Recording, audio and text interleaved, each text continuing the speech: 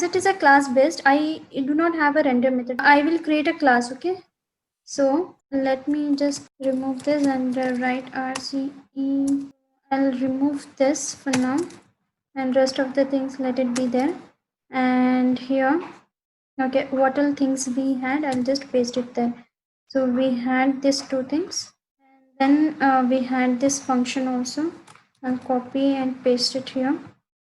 Flag set to this dot toggle, and I'll remove this all things. So here, as I created a flag, see, if I make the changes to the parent state, child render method will also get called.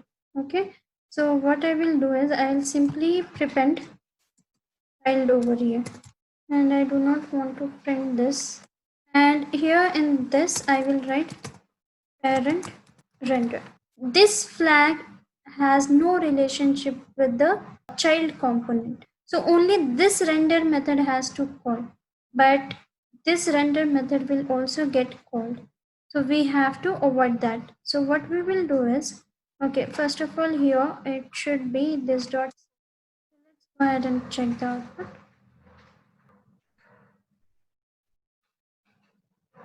Random is not defined.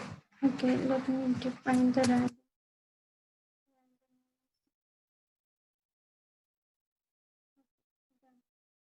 So now see, what happens here is, this is my parent toggle. So I'm changing the state of a parent. So what is happening? Parent render is getting called and even child render is getting called, right? But this should not happen because we are only working on a parent component. The child has to do nothing here, right? So we'll use should component update method. Okay, so it will avoid unnecessary re-renderings. So what we'll do is set component update takes next props and next date as a parameter. It returns either true or false, but by default it will be true. Okay, so when I say return false, then the update will not happen. So make sure before using this should component update, okay? That's very risky. When I toggle, see, now the child is not getting called, right? But you have to be very careful. If you write this return false based on some condition, make sure that condition is more precise. Otherwise, if it won't render, then you will not get the UI at all. Okay, so let me return true for now, and then let's see what it returns. Okay, let me just write should component update.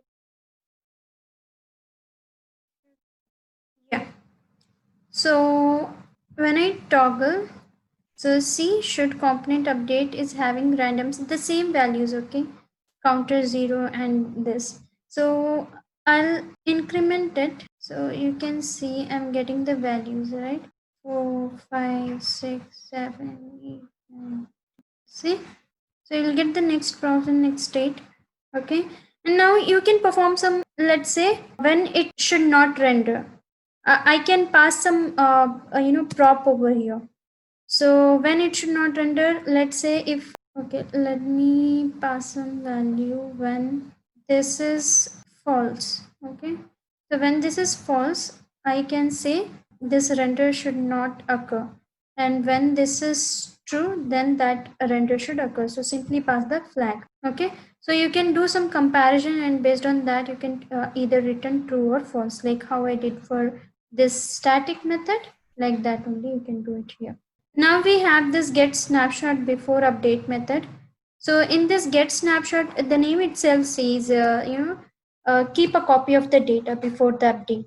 Okay, so it is like before, from your virtual DOM to your DOM. Okay, whatever changes are going to happen, from there you're going to copy a data. Okay, so before your real DOM changes, okay, it copies the data. Okay, so it also returns null. Okay, but you can return something else you want. And in did update method, it takes snapshot as a parameter. So we do have did update method, right? So here we can have state props like this, props comma state comma snapshot as a parameter. So whatever you're returning from snapshot method, you can pass it. So whatever you written, that will get passed to your update. Okay, so this get snapshot before update and previous. Return something now. Okay, so I'll just return, okay, let's say props. So I'll write previous, and now let's see what this snapshot returns. So component did update, prop state and snapshot. Yeah, so let's see now.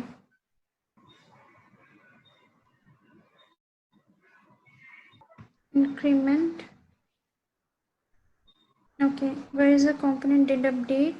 So it is giving a random 20. It is returning the previous prop from there, right? So you can use get snapshot to capture the previous props or previous state.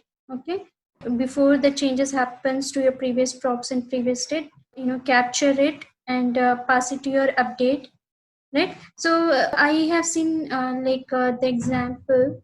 Okay, they take this cursor and they want to place something based on the cursor, then they pass the current cursor value to your should component update, and then that prints something based on your cursor. Okay, so this you can do it here. Fine. So this is your get snapshot.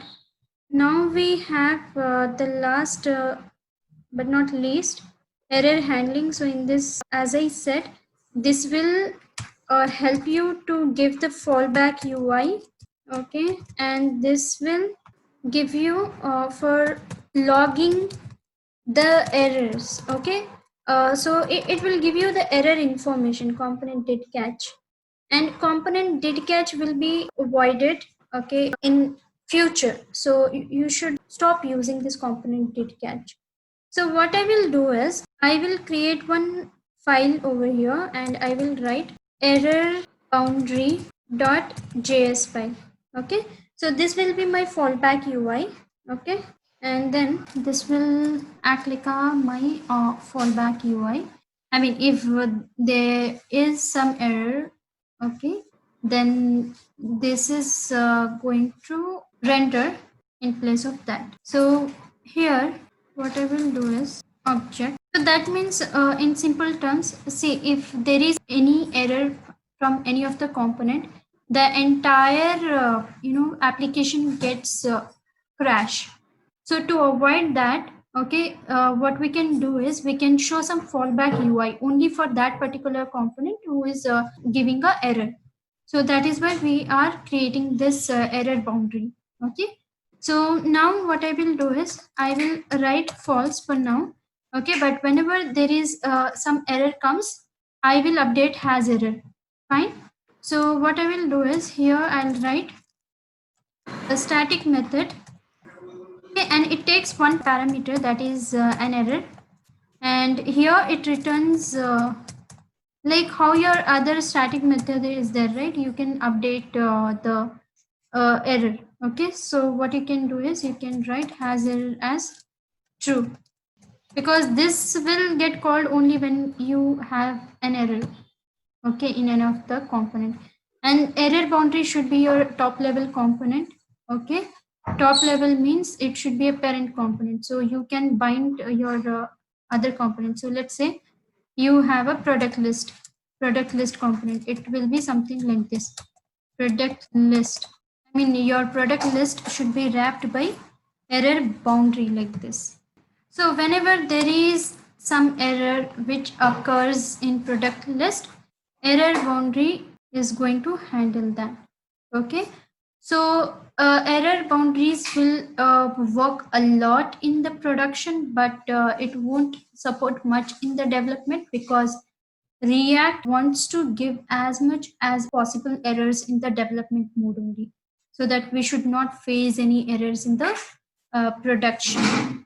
Okay, so what we'll do is here, as we have updated has error, now what we'll do is we will write, I'll write if, okay, state, we will return something.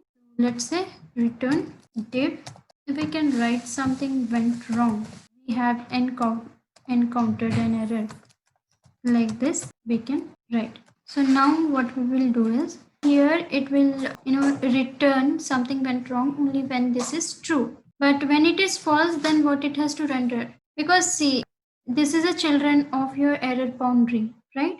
So what you will do, you will render it as a children. I have shown this earlier also, so you'll be writing this dot props dot children. Now, okay, let me not make change to this life cycle. It is working fine. I will do one thing. I'll create one more component. So let's say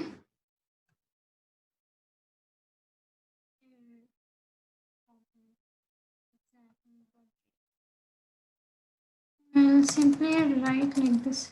Throw new error. Like that. Unexpected. Let me directly keep it inside render like this.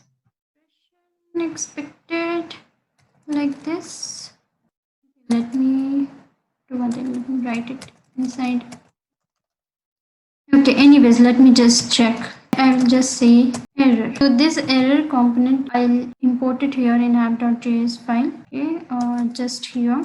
Error component example slash. So now let's go ahead and check the output. Fail to compile. Your render method should have written statement. Yes, it should have.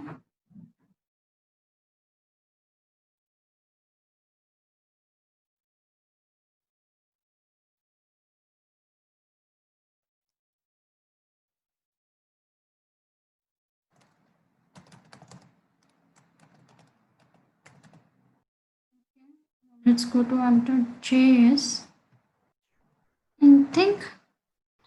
Now we'll write export default.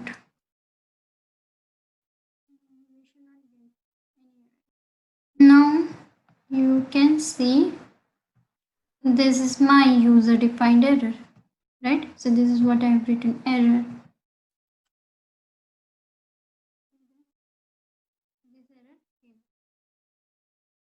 Right?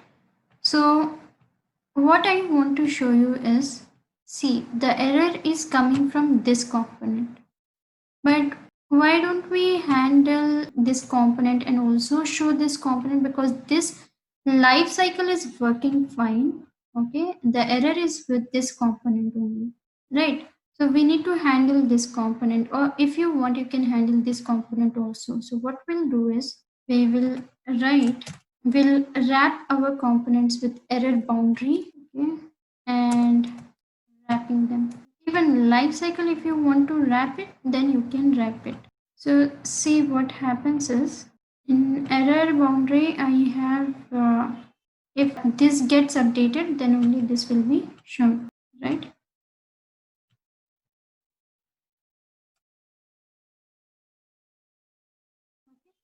So it was showing that, but see, I told you earlier also that React wants to show all the errors. So here it has written, React will try to recreate this component tree from scratch using the error boundary you provided, error boundary, right? So now if you want to see that, just close this and see, all the things are coming fine, okay, here, but only there is a problem with this component, right?